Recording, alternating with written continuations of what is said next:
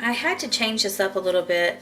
I scraped some of the wet off and I just re-poured the whole thing because it was looking a little muddy. I think I had put a little bit too much of this rose gold, which I really like, but I was going for more vibrant, the black and the white, and having the black and whites in there with the bold colors, and that's what I really wanted. And I think it was a little more muted and pastel, so I just re-poured over it, and unfortunately I didn't record it, but I pretty much did it the exact same way, except for this time I put black on this end to swipe a little more this way so the hair wouldn't go all the way off, so it just kind of stops so it doesn't look like well, it just actually kind of looks more like hair, but abstract kind of hair, I guess.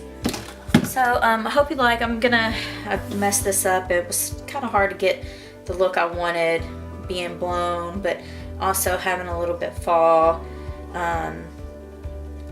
So anyway, I'm gonna have to go back and paint this over white, and I think it'll be good though.